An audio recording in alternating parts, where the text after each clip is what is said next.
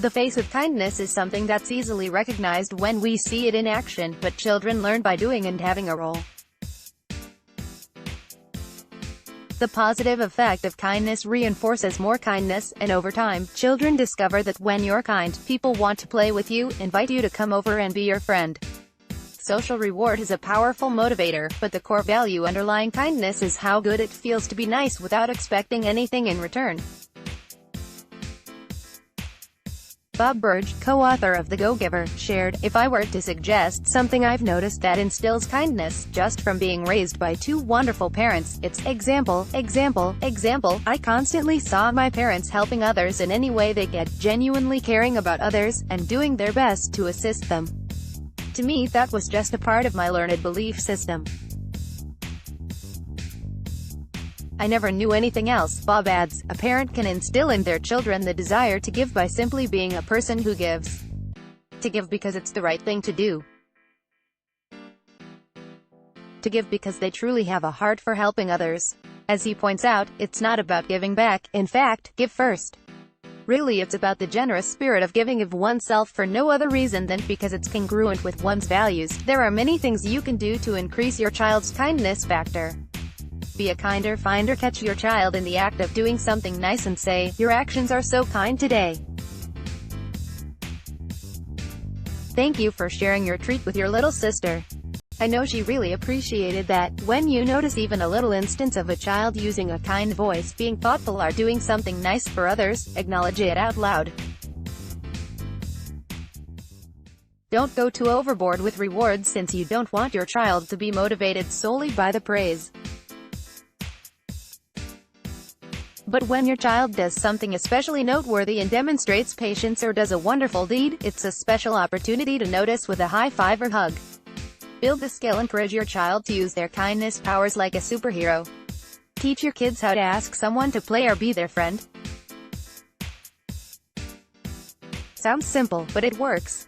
While superheroes save the day, encourage your child to name their kindness alter ego, such as Princess Goodheart or Captain Kinder Kid, and every time they do something super kind, you can say, "Here comes my super kinder hero." Praise kindness in creative ways. Use your kinder voice. One of the first characteristics of kindness to share with kids, and have them consider, is their tone of voice. Encourage a kind tone often.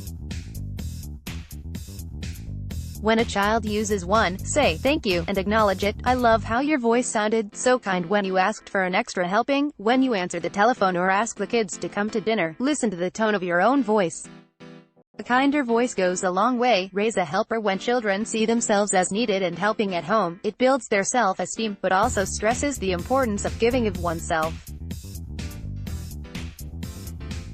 Children who are raised doing age-appropriate and meaningful chores gain a sense of contributing to their family and are more likely to offer to help when at school and play. Children are great at helping pick up their toys and putting away their clothes when clean, so brainstorm a list of ways your kids would like to pitch in.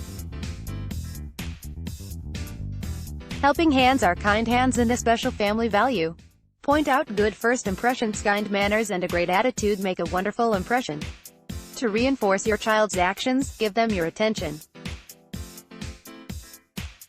Comment, "Wow, did you see your teacher's face when you asked how her day was? That was so thoughtful of you." Children gain from understanding what it means to make a first impression. Over time, they'll see how being kind is an opportunity to make new friends. Role-play kindness. Kids love to act things out, so put on the Nice to Be Nice show.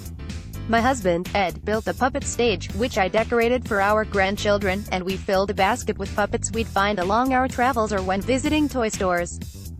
One of the first puppet shows 4-year-old Donnie put on was about a puppet who didn't get along with the others. She pretended to be the teacher and encouraged the puppets to play with each other nicely. One was even put in timeout for not talking kindly to the others. Use kinder reminder. Sometimes when a child needs a little encouragement, instead of offering it out loud, you might use a signal like a thumbs up or 2 thumbs up or a special word to remind them to be kind. If you add words to your signal, saying, "thumbs up," it means, "put your kindness hat on," or "way to go." It surely carries more weight than the overused phrase, "be nice." The key is to make these kinda reminders meaningful and fun and add your very special language. The same goes for good manners, which are kind ways of responding to others. Joey Ryman, author of Thumbs Up, shared the power of thumbs up and thinking positive. The way to be successful in a complex world is with simple affirmations. Giving a thumbs up is the quickest way to hope.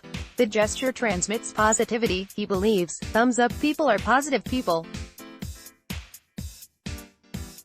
When you give a child a thumbs up, you give her affirmation. A thumbs up carries with it a history of good to go, from Roman emperors, to the astronauts, to world leaders, to moms and dads. Giving a child a thumbs up tells him he is good to grow up.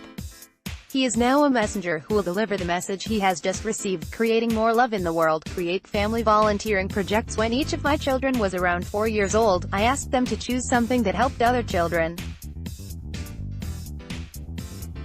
My son elected to collect toys for children who didn't have any during the holidays.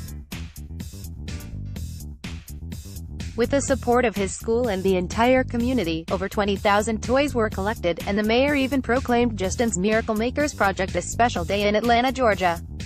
The recognition shed light on how many underserved children would go without toys that year, and how desperately they were needed for the holidays, which inspired more toys to be collected citywide. Imagine all the good it could do if every child had a kindness project at an early age. Get involved at your child's school when you volunteer. Consider what it says to your child. It's fulfilling for you and them, and there are so many opportunities to help. Suggest to the teacher that you'd like to chair the Kindness Kid Committee. The Kid Committee, like a Sunshine Committee, could have kids and their parents doing kind deeds when a classmate is out sick, a family member is ill, another family is going through a difficult time, or someone could use cheering up. The members of the Kid Committee could all turn in suggestions to the kindness box when they notice a good deed that needs doing, or if they've done one, submit it to inspire the class. Teach and instill a respect for others. Every person matters and deserves respect.